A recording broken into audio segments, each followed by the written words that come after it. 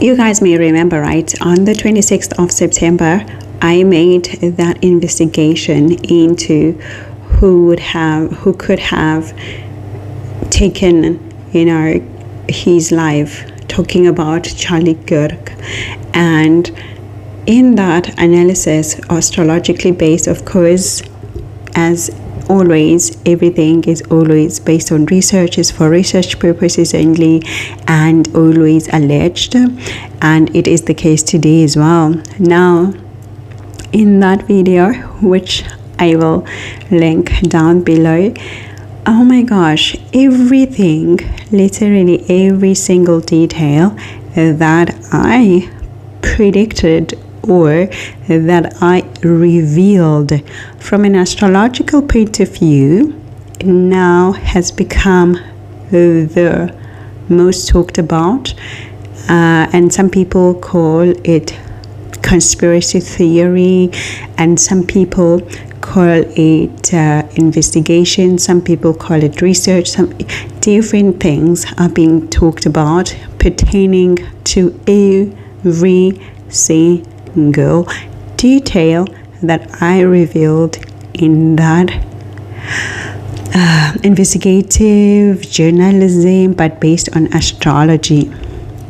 Now, if you guys remember, at that time, Candace Owens had already obviously been talking about the passing of Charlie Kirk, and she was like asking questions pertaining to her enemies, or the people that she's feuding with and all of that. But at that time they had not spoken about the information that I saw in my analysis. The first point that I talked about, which now everyone talks about, and Candace has alluded to, alleged, speculated, and obviously some people say conspiracy theories. I could see in that analysis a link to a foreign figure. I could see a link to a higher figure as well. This is what I revealed in my analysis on the 26th of September. And then few days later or weeks later, Candace Owens came up with this new alleged information about connections to other countries like Egypt, foreign people, Australia, right? And in that same video, I had seen from the charts that allegedly there was a hand. I literally said, I'm seeing a hand of a military person, that the person who did it would have been military connected or military trained or a military human or whatever, right? But remember, everything that I was talking about was from a research purposes only point, and it was definitely a hypothesis based on astrology, right? Because obviously I don't know any of these people. I don't know Candace, I don't know anyone, I don't know the president, I don't know anyone. The only thing that I know is the charts and the stars. That's all I know. So, and I don't like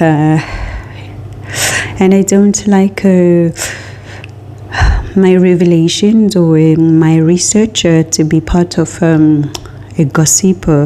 I don't like that. I just talk about what I see. This is why I always use the words allegedly. I always at all times try to be careful in my speech, because I understand that this is only for research purposes. I'm applying what I know from astrology into reading charts and translating that, right? But in any case, I then said that I could also see that there was an involvement of somebody highly intimate to Charlie Kirk. Very intimate, very posh to him, like very, very close. And I also said that this person would have been known to all of his family members and friends. This is the person that is high intimate to him, because I was seeing a Venus connection. And so I think a few days after or weeks after, I don't know, and then Candace Owens came and said, oh, there was an involvement of a woman, yara, right? And then I made another video just following that, and I said, oh, okay, so now Candace says there was a female figure, and then it explains the Venus that I saw, because I had been hoping the Venus that I was seeing, it's not his wife, Erika Kirk, right? So I said that in my follow-up video. And okay, then now times and days and weeks or later, everybody is accusing, alleging, alluding to the involvement of Erika Kirk. Can you imagine how my mind is just so blown? Because all of these allegations and conspiracy theories that are being talked about now by Candace, by everyone, are literally what I hypothetically talked about before everybody spoke about them, because I could see in the charts. So of course, if the charts say something and they allude to certain people, they could also be alluding to the rumors pertaining to those people. You get what I mean? They could be seeing that this person may be accused, this person may be conspired against, this person may be involved because they would be accused. All of these things are possible, right? So this is why I like, when I make my readings like this, to be extremely careful in how I word things and how I deliver things. And I know that sometimes I'm drinking my tea, sorry. I know that sometimes it may sound extremely academic, extremely research boring based, with less of that gossipy type. But it is because of these things, because I can see things. Once I know your chart, I know everything about you. I know if you have done surgeries in your life. I know when you made the surgery. I know which body part was involved in your surgery. If you've lost a child, I know that. I can see when. If you've aborted a child or miscarried, I can see that from your chart. I can see when it happened in your chart. So with all of these things that I can see, of course I have to be I have to be not responsible, but I have to be careful. I have to be careful of what I say directly, what I know I can say, as if like I should just be careful. And pertaining to certain people in the world, particularly the most powerful people in the world, and even if I see things, I would never say that I see it. I would never confirm particularly rumors, or things that are illegal of nature. So this is where I like to be highly accountable, or maybe responsible with the information that I know. When you know information, you sometimes really just have to be careful of what you say and how you say it, or if you have to say it, because some of the things I don't have to say it, because you guys you don't care about those things, and they don't contribute to anyone or anything. Like you wouldn't care to know if somebody had a surgery, for example. You wouldn't care.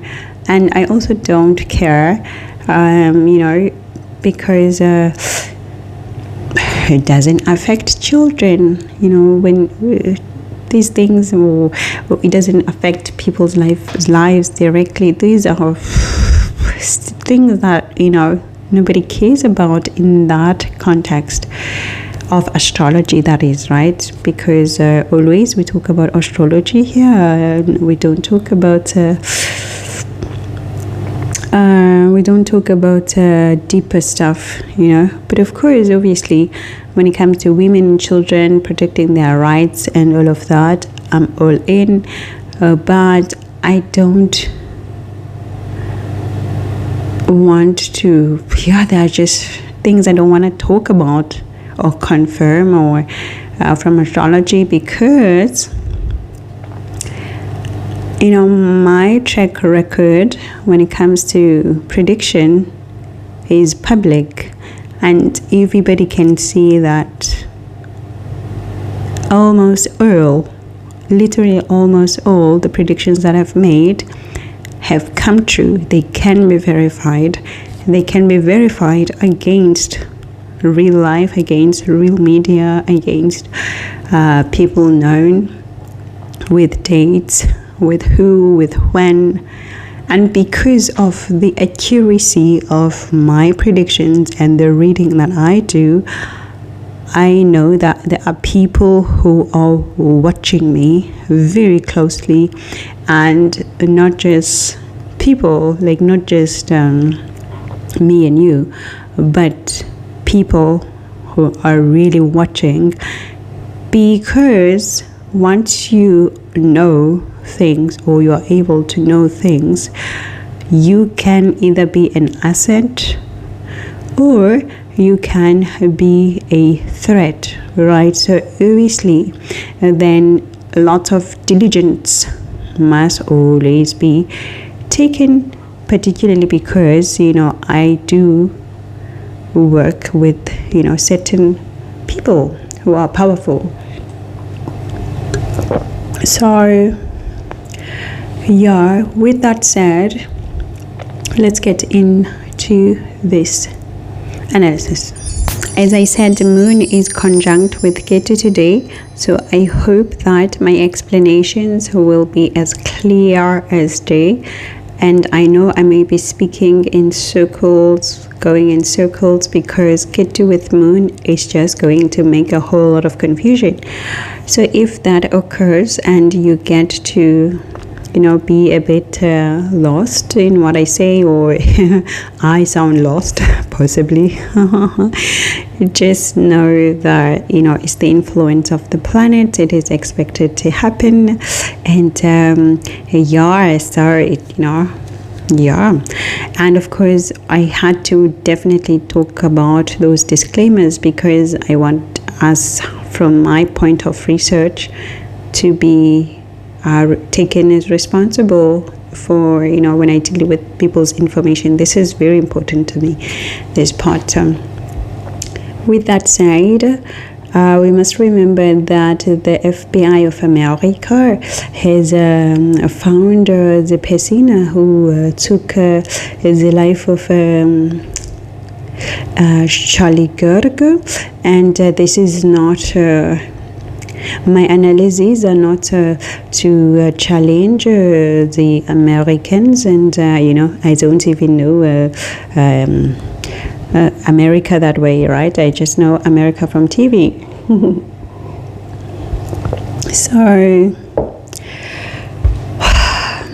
Erika Kirk, she was born on the 20th of November 1988, and yes, I saw a whole lot of comments online saying, oh my gosh, she's a Scorpio sun, she's a Scorpio, that's why she is so dark, that's why guys, no, please, hey, when it comes to just the Scorpio sign, you cannot take one person's action and say Scorpios are like this. No.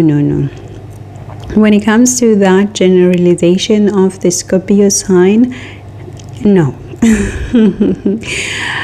There are so many things in a chart that define people's behaviors. It is never ever one single placement, particularly because when it comes to her sun, which is in Scorpio, right? It doesn't automatically say she is a bad person or whatever, right? Just because she's a Scorpio sign. No, I just close that part. And but what's interesting? Okay, let's just get into the minor details. So, okay, Charlie Kirk was born on the 14th of October 1993. Erika, she was born in 1988. So we have that age gap, and as I always say, I don't mind age gaps as long as people are of legal age and appropriate. And Candace Owens, she was born on the 29th of April 1989. So now recently there has been obviously this tension between Erika Kirk and Candace Owens, which both have now confirmed through the media and YouTube when it comes to Candace. Now we must remember the positions here. Erika Kirk is the ex-wife, not the ex-wife, the widowed wife of Charlie Kirk, and Candace Owens is the best friend of Charlie Kirk. Alright, so both ladies, and according to Candace Owens, she was there first. She arrived first before Erika Kirk arrived in Charlie's life. So Candace Owens knows Charlie Kirk and has been with Charlie Kirk for longer times compared to Erika. So that's the situation here. So of course,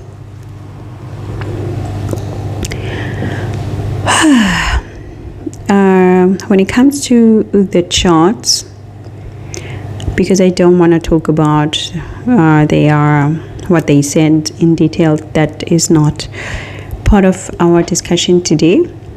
And speaking of our discussion today, I will focus more on the impacts or the results of the aspects, instead of like telling you guys, oh look, they have an opposition of moon and moon, it means no,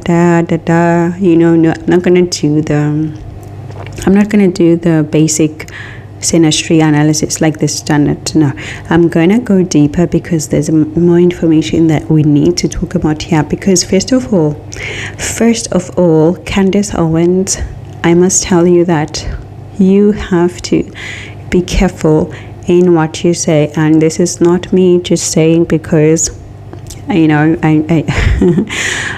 because I just think we need to be careful when we talk about people. This is me saying because of your chart. When I look at your synastry of the synastry of Candace and Erika, I see here that there is a possibility of Candace Owens at some point being required to pay some money towards Erika Kirk. So that is the first thing that I can see here. And it also means that it would be something that Erika Kirk feels maybe she was defamed, for example, or she feels like she was hurt by Candace Owens' actions, particularly about what Candace Owens would have done in the background or said as well. So this is possible. So I see that, and it would also be a matter of power play, really, of wanting to show an upper arm and wanting to show that, when it comes to this relationship between me and my husband, Charlie, I'm the wife here, so you don't get to say whatever you want here. So that's what I see. And so Candace would need to tread lightly and be careful and use the appropriate words, like alert stuff or something like that, because sometimes when it comes to the legal system, that's the truth. When it comes to the legal system, at the end of the day, it does not equal to justice. It just equals to which lawyer and attorney can represent their case the best.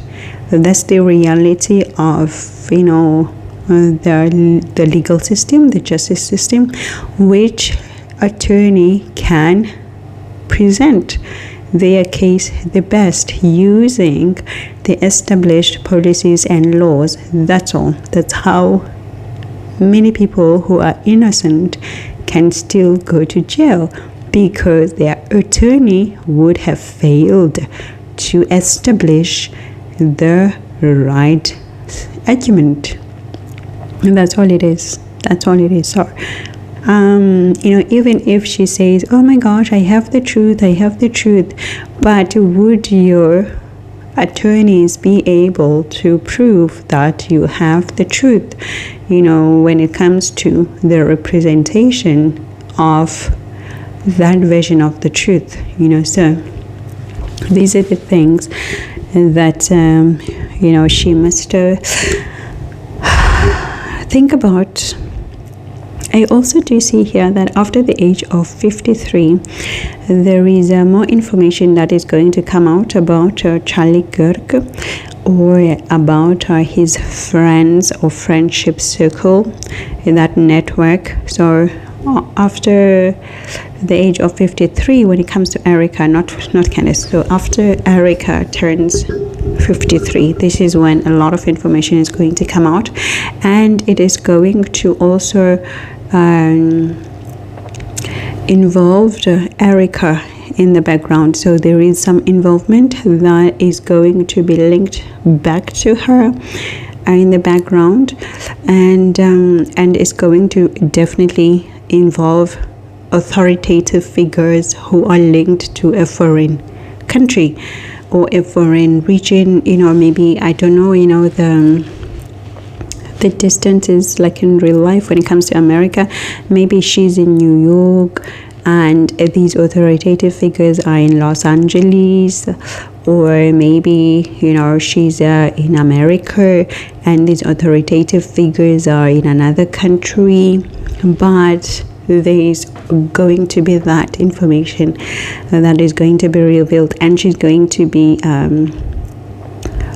involved somehow in what is being said. And what I do see, it could also be information that is discussed in the background. So it's like people are talking, but it's not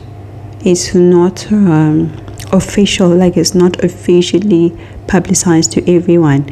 So that's what I see. Why I say foreign involvement? Because of Rahu. That's the Rahu there, and it is when we talk about Rahu, with that in the 12th house of Erika.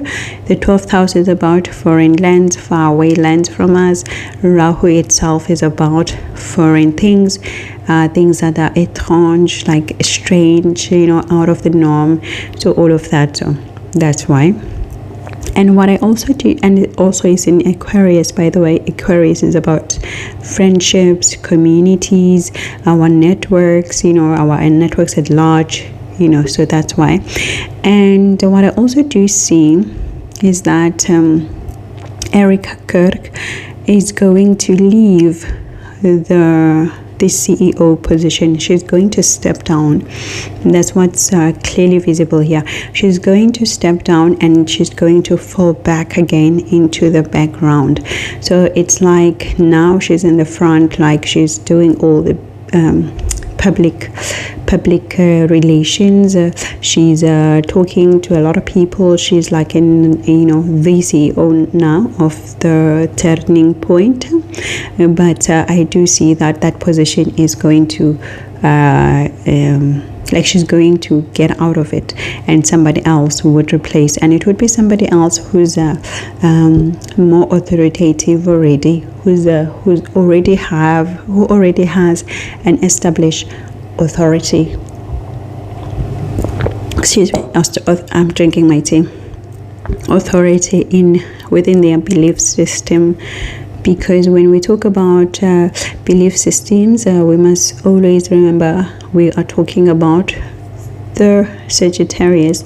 However, for her, the Sagittarius is also highly linked to a foreign lands, foreign things, because she has Neptune in it. Neptune is the co-ruler of the 12th house, or of the Pisces sign. So we must remember that. Now, what's also visible here? Oh, hold on. I actually wanted to check the times and the possibility of her taking over. Let me calculate quickly, because right now, if it's hold on, times 8, 9, divided by, okay, so in about 4.5 years. So in about 4.5 years, so I would say maybe 4 years and 2 months. This is when, within that period, like within the 4 years and 2 months, this is when this change would occur, not after. So anytime between now and the maximum of 4 years and 2 months, and this is when she would step down from that CEO position.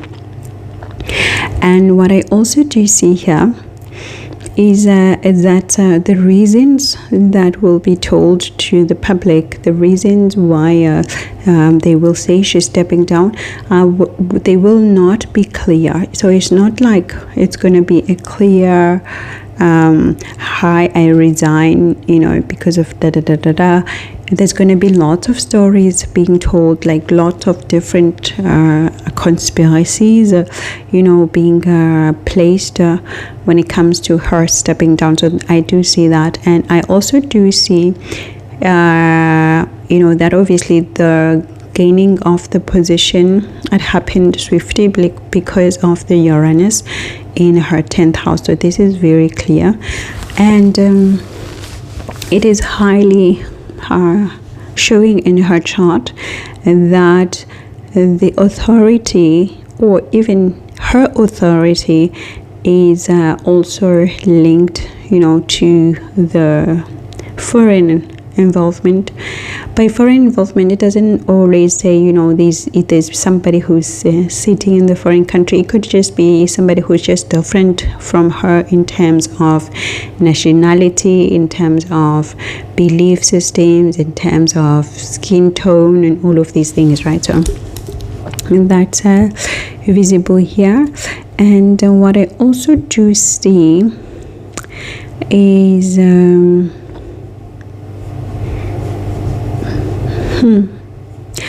there is this authority about her that I see, which people from the chart, which people don't know about. So it's like, it's like in the public she's a wife, right? But it's like in the background she would be like a higher like a higher positioned person in an organization that people don't know about. So it's like, I can make an example, maybe let's say, what example can I give?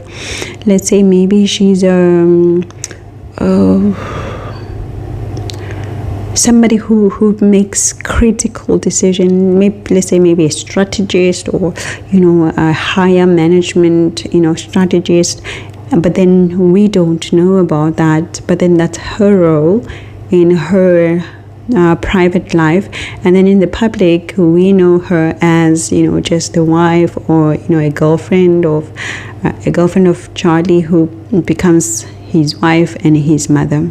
And not his mother, but the mother of his kids. So there's that showing in her chart. However, we can also see that whatever I always talk about, I always talk about and warn you guys about when it comes to Venus and Mars. You guys remember, you would know by now that when it comes to Venus and Mars, I can't stand it, right? Because oh my gosh, this is an aspect in Synastry that will make people feel so much zest, for each other. Many sparks are flying. We see each other, it's just boom, zoom, zoom, zoom, zoom. We excited. But then in the long run, this Venus and Mars become very volatile, extremely volatile. So this is why I always urge you guys to not be excited when you see a Venus and Mars in Synastry and you say, oh my gosh, this is gonna be the best of the best. No, that excitement, when it dies down, it becomes a volatile red flag, a volatile red flag. And here I have his Venus, which by the way is conjunct with his moon and sun, as I said, in Virgo, opposite her Mars, which is on the ascendant, her Mars and moon. She's got the Mars and the moon on the ascendant, which explains why some people find her a bit militant.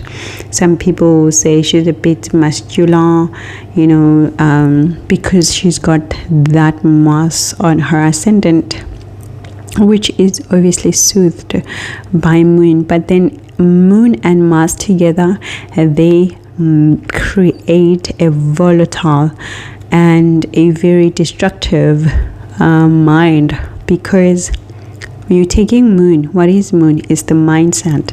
You take Mars. What is Mars? Mars is danger, passion, action, drive, and you put all that together, it creates this mind that is like a ticking bomb, so this is why you're hearing all these allegations, rumors, and all of that, right? It is that Mars there really being professed outwardly. I have to drink my tea to control my voice. Now, when it comes to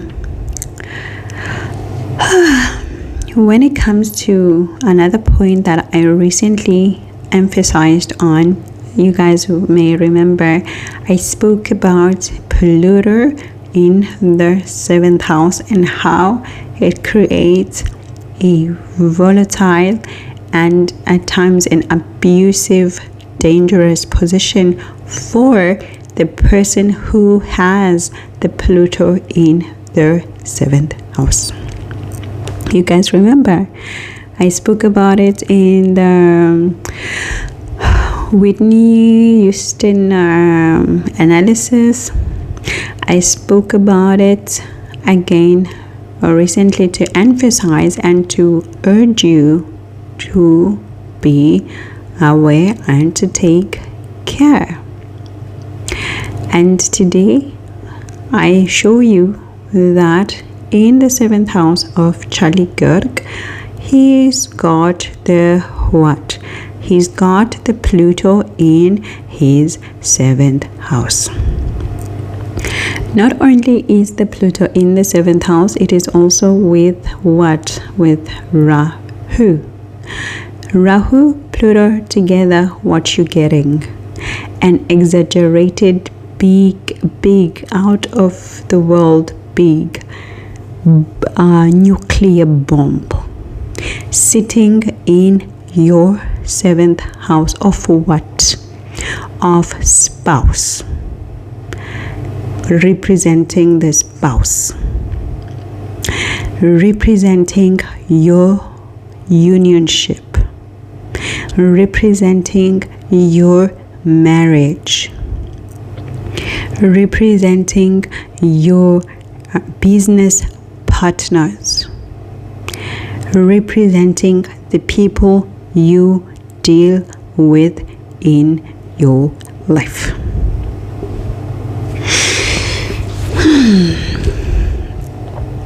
And so he had that in his 7th house. And look what happened to his life. Unfortunately,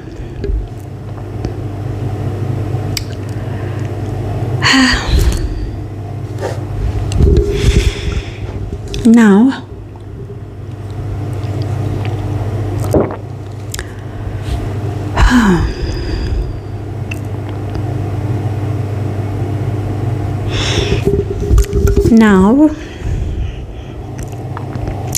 another thing that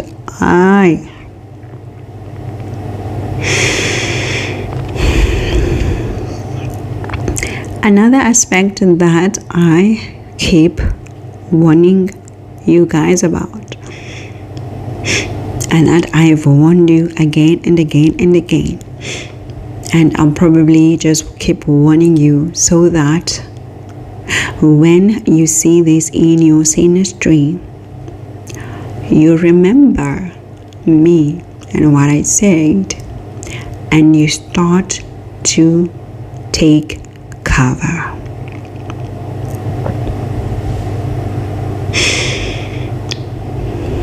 Things that I talk about, I have tested them in different charts. So when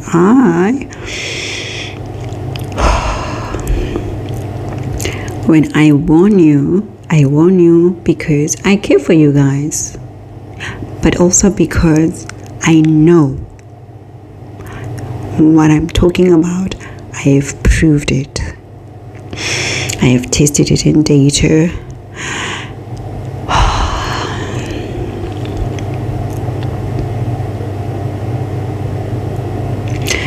So, another thing that I warned you about is somebody's son coming to sit and overlay in your 7th house. And one example I always use every time when I see this, I always go to that example so that you know.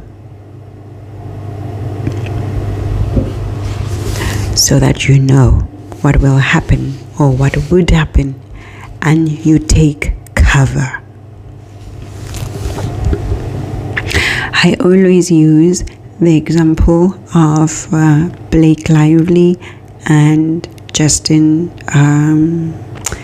what's his surname now? I forgot. Justin, right?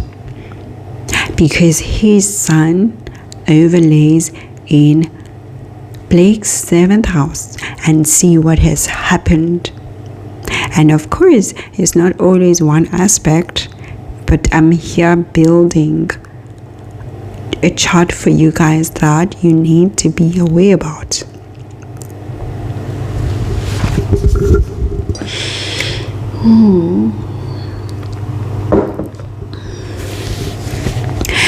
And in this case, we are having the sun of Charlie Kirk overlaying on Erika's 7th house. But we also have Erika's sun overlaying on Charlie's 7th house, creating a dynamic here that is just explosive. Why? Because you will remember that in my investigations of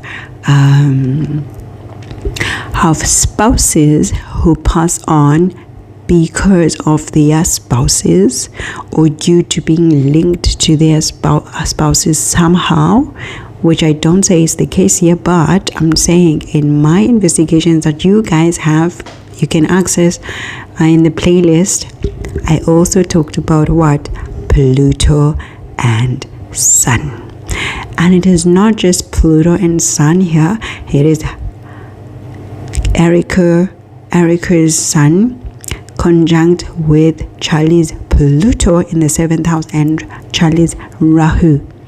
And that same house, which is volatile and critical in our case.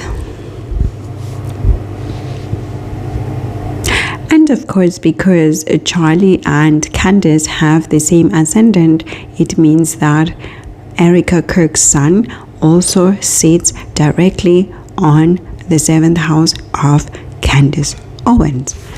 And we are getting this feud.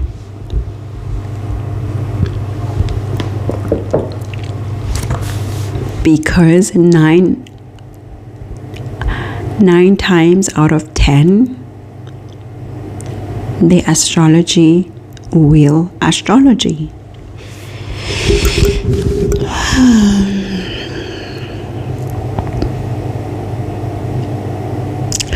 So we are also having another thing I've been warning you about, and I warned you about, and I literally just spoke about this like last week when I spoke about the conjunction of Lilith and Mars.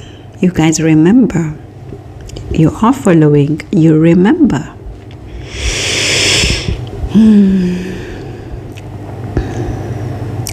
And I also made a documentary here about the Lilith with Mars, and I warned you of its high dangers, and I also explained that it's exciting, but when it becomes dark, it becomes very dark. And so we see that again we see that in this same synastry. We have Charlie Kirk's Lilith conjunct with Erika Kirk's Mars and that moon on her ascendant. It's so difficult to breathe when I speak about, these hurtful things. My voice just gets so swallowed with difficulty.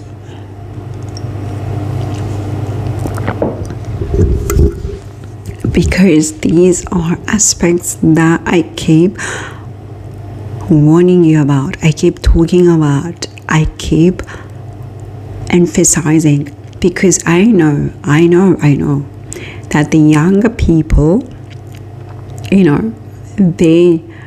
because they have not lived out, the most of these experiences that we have, in our 30s, they find excitement, they still fresh, their blood is still hot, so they may not pick up early that these things, they become darker than just being exciting. So this is for my younger audience to be vigilant.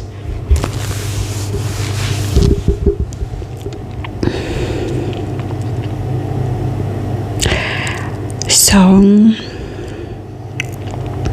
they did have, a conjunction of their Mercuries, which means that they had absolutely wonderfully high intellectual communications here. They gelled when they talked, they understood each other. They had the same understanding. Both of them very diplomatic, because their Mercuries are in Libra.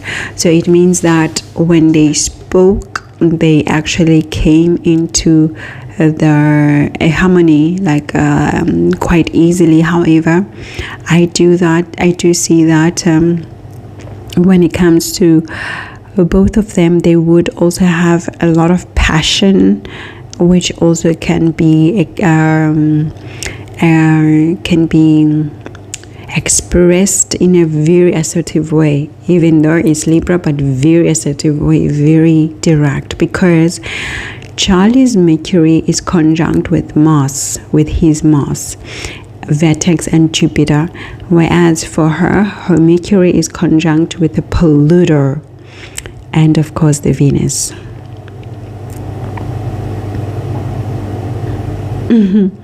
It's so interesting. I literally spoke about this as well when it comes to, actually I did not, I spoke about Pluto and Moon, but it's also important I must talk about the Venus and the Pluto together, because what is happening with the Venus and the Pluto? Venus is what is our spouse, is our relationship, is our union, and it is conjunct with the Pluto again, and in Libra.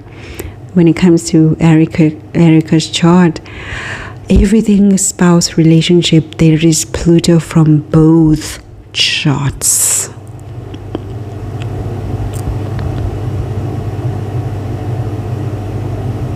There was just danger following them from the get-go.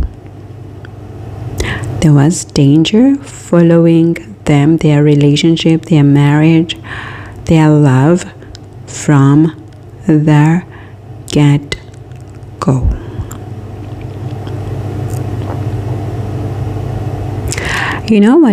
What's interesting is because they have the opposition of their moons, and I don't mind that. I really don't mind moon opposite moon, because it just means that you're giving me the emotions that I lack, and I give you the emotions that you lack, and the resources that I lack, and vice versa.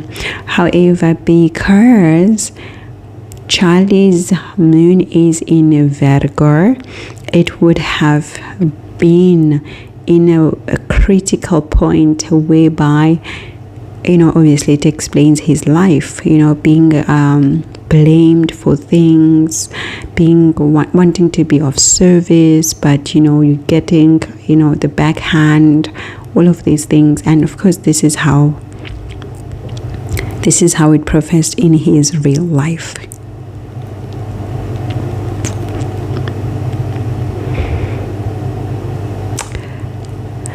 Now when it comes to their union and what kept them together, because they do have beautiful aspects, very impressive, even though they have the explosive, but the explosive that they have are really explosive and dark and just heavy, but they have nice ones. Like for example, his Venus being overlaying in her 7th house, that's just beautiful, because the 7th house is originally owned by Venus, and therefore definitely he would have seen her and just wanted to make her his wife, literally right from the get-go. He would have seen her and said to himself, that is my wife. That is my wife. And they also have the trine of his Saturn to her Venus, which by the way is with that Pluto, and the Mercury. Saturn and Venus in a harmonic aspect, that's what you want, to be able to get down that aisle, to be able to wife each other up, because the commitment is definitely agreeing with the union, with the spouse, with the love itself. However, this would have been his view, because things are different from her view. Why? Because her Saturn is making a square to his Venus, meaning that she had to adjust some of the things in order for her to see a commitment. There are some adjustments she had to do, and most of the time this adjustment would have been linked to responsibilities. When we talk about responsibilities and Saturn and the square, we're also talking about work, we're also talking about our role in the society. So these are the things she would have adjusted in order to commit to his love. Another thing that is beautiful that I see here is of course having his moon, even though it's in Virgo, in a critical position, but having it in the 7th house is actually feeling comfortable here, because it's originally owned by Venus. Moon and Venus, they're very cordial, because Venus gets exalted in the 2nd house, and Moon is naturally neutral to everyone. So what it means here is that there is massive popularity that obviously he brought into her life, but also the nurturing, like he would have been very nurturing towards her with all that love, particularly with Venus. He would have just wanted to tender to her needs, like to make her feel comfortable. However, in the back of his mind, he would have yearned to be respected and to be seen as authority, because there's also his son here, right? Another thing that I like, even though it's not traditionally or liked by people, is that her Venus is overlaying in his 6th house. When Venus is overlaying in the 6th house, it is overlaying in the original house of its debilitation, right? But in terms of synastry, it becomes service orientated, meaning that she would have seen him as work, or she would have wanted to serve him, to serve his daily duties, to be there for him, to do stuff for him, like what do you want to go, where do you want to go, okay, I'll book this, I'll do that. Like it becomes very service orientated. However, because I said it's with Pluto, then it becomes very transformative and ballistic. But with Mercury as well, she would have been absolutely wonderful in solving the conflicts that they would have had, if they had any, because of the placement of Mercury as well in his 6th house. So that is nice. I really like that Venus and Mercury there. Now, another big issue that they had from their synastry is the in conjunction of their Jupiters, because here, even though in the public they would have be seen as both Christians, but the Jupiters being in conjunct together tell us immediately that they didn't have the same belief systems. They didn't have the original same belief background. So maybe they both Christians, but then how to be about in terms of Christianity, that was way different. And of course, a lot of people are bringing that up now, saying, Charlie would have said ask questions, but then Erika is telling people to not ask questions, to stop asking questions. It shows in their synastry that their belief systems were not expressed the same way at all, literally at all. And if actually, let me not get too deep into the standard synastry because it's going to take time. But I want to go back to what I see here. I do see that when it comes to, because when it comes to Candace and Erika Kirk's chart, like synastry, as I mentioned, the placement of Erika's sun in her 7th house, creating this anomicity between them. But she equally places her polluter, Mercury, Venus, in her 6th house, which is, by the way, conjunct with Candace's polluter and Vertex. Vertex is that point of change. Hence, I must literally say Candace must be extremely careful, because the legalities that could come out of the things that she says are so huge when it comes to Erika Kirk. Now, I also do see that Erika's moon and Mars, they go and overlay in Candace's 11th house. And of course, 11th house is about what? Our networks, our communities, and right on the spot. Mars creates anomicity, creates these unwanted or unwarranted attention from people, from the network systems. And of course, it's happening right now because of that Mars there for both of them, because both of them are being highly grilled by the communities of YouTube, communities of media, communities of just people. They are both being grilled because Mars does that direct. And they have the conjunctions of their Jupiters. However, the Jupiter of Erika is retrograde, which is very important. This becomes extremely important, particularly for those astrologers who do personalities. Let me leave this one for them to explain to you why. Right? Oof. And going back to our main thing, Candace Owens, I do see that she knows a lot of information about Erika Kirk. She, right now as I speak,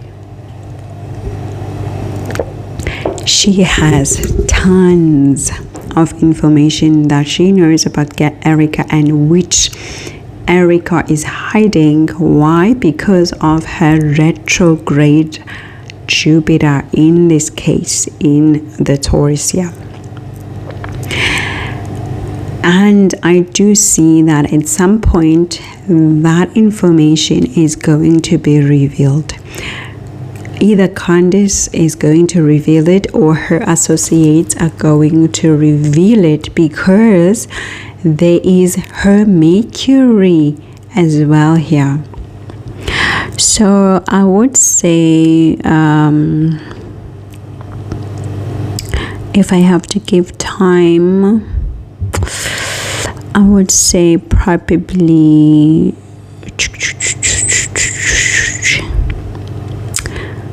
within the 6 years. Within the 6 years. 6 years. Okay, so 6 minus 3.2. So 2.2. Okay, so I'm just doing the maths in my head. So in about 2 years and 8 months. So that's what I'm saying. In about 2 years and 8 months, then this information would be revealed. So it means that that time starts today, and the maximum is 2 years and 8 months. So within this period, Candace or her associates will release this information about Erika Kirk, which Erika does not wish to talk about, or can't is prohibited from talking about, or it's information that would be too controversial to her, and she prefers not to talk about it. So that's what I see here. That's very clear here. And what I also do see is that at some point, even if it's not started, but it would later start, whereby Candace is seeing visions. So these visions, she could be literally seeing visions like as if they are revelations in terms of spirituality, or she could literally see information that is directly from Charlie. That is directly from Charlie. So it could, as I said, it could be through spiritual channels, or it could have been information that has already been exposed by Charlie, and then she gets to have it, and that message gets to be from him, directly. So this is what I see. Maybe it could also be messages that Charlie sent to her a long time ago, maybe through maybe something he had said a long time ago, and then she starts to remember it now, or so that's going to happen, and it's going to be very heightened in about 6 years time. So in about 6 years time, it's going to come back, or it's going to be revealed. And at first, I can see from the chart, at first she's not going to believe it. She's going to be like, oh my gosh, no, is this real? That's what's going to happen. She's going to be like, is this real? And so it would be real according to charts. Of course, we're talking theory here, hypothesis, astrology. So that's what I see here.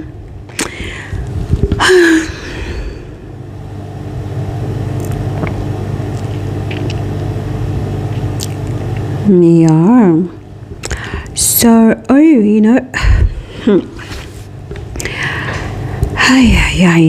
I also enjoy to dig deep when it comes to spouses passing, because I want to also see what was happening in the surviving spouses chart and times at the time of the passing of the individual.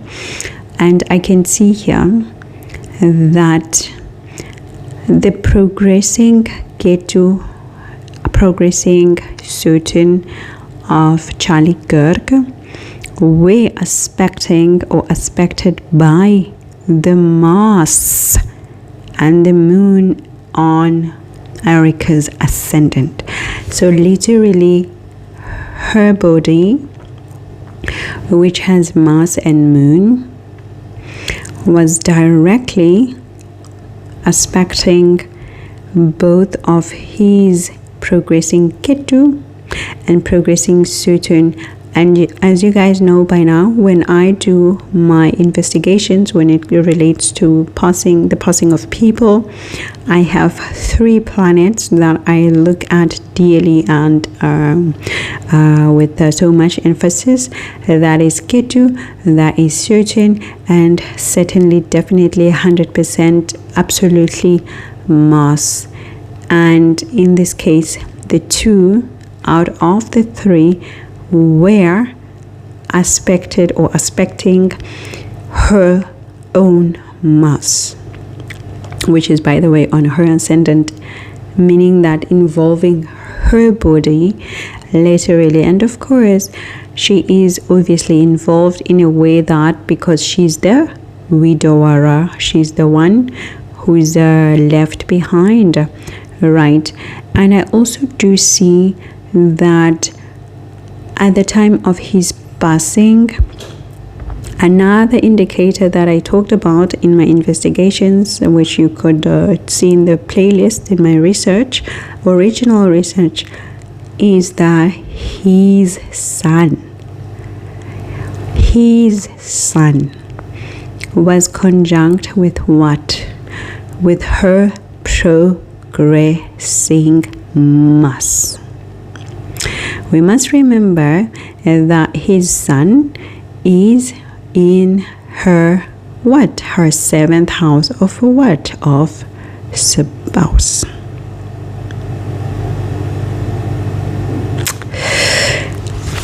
There's that. And another factor is that obviously, because his son is with his Venus, again, Venus spouse and moon, she's really impacted here. And of course, she's the widower, so she's automatically impacted and affected and implicated, because she has to feel everything like she's feeling now, and all these accusations and all these scandalous things and conspiracy theories and all of that, it is showing in the charts. We're seeing it live, but the charts had already set it live. So this is why it is important to remember that every relationship has got a beginning date and an ending date. All of them. And as I recently spoke about, when I look at relationships from a Synastry point of view, I see a project. There's a start date and there's an end date. And the end date, it can also be in terms of the other person's passing, or it can be about breaking up, it can be about divorce, it can be about restructuring the relationship whereby you end the current cycle, whereby your boyfriend and girlfriend, you become a fiance, and then you end that project too, and then now you become husband and wife, starting another project. So there are so many ways of ending a relationship, but all of them have their set date, and the astrology can certainly 100% show that.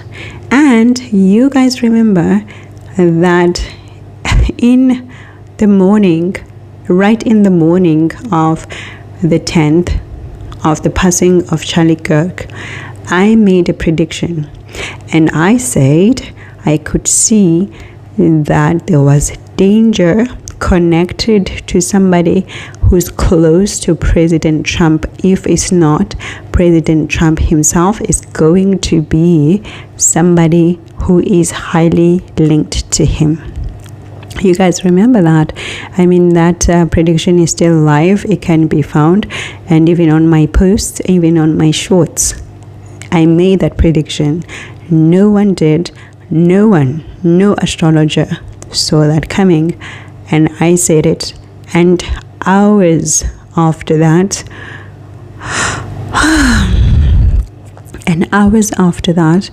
we got the unfortunate news that Charlie was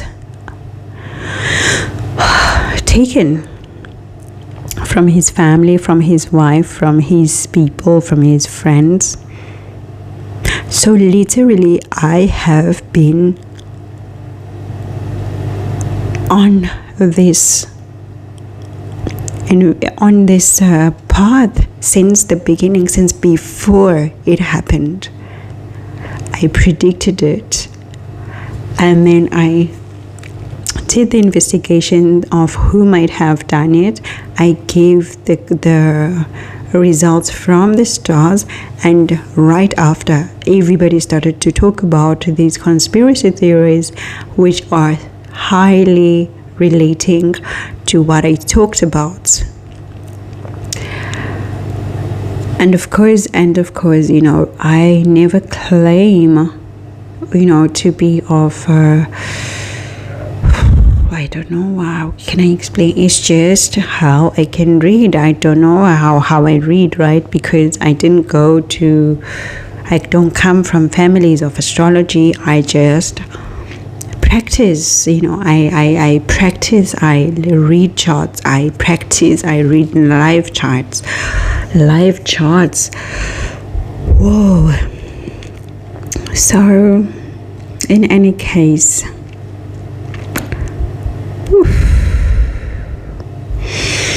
the final point here that was indicative of danger coming, it was that her progressing Venus was conjunct with her 8th house.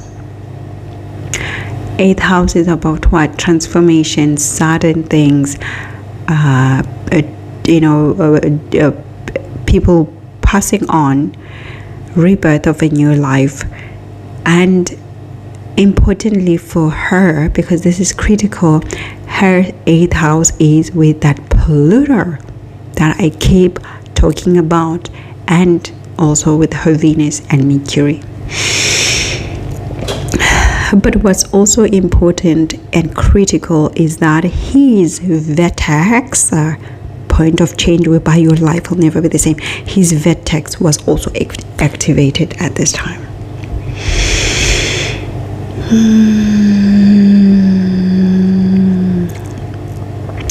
His vertex is with Mars and Mercury and Jupiter, Mars and Venus again. I don't like Mars and Venus. I must tell you guys, I must emphasize it so that you guys, you never ever in your lives romanticize it. With that said, thank you for this, and everything is alleged, everything is just astrology, theoretical hypothesis based on research, and obviously when it comes to real life, only when events are verified by real life or by legal routes we can say, oh wow, look what I said. But everything remains literally research, and is for research purposes only. I don't want any gossip from this. I don't want any legal connection. I don't want anything. This is just me researching and reporting based on research, literally. So guys, be responsible on what you say about people and all of these things, and love and peace. I'll chat to you very soon. I'll come back with your predictions for the next couple of days so that you can prepare again. For now, I must say thank you, a bientôt, and ciao.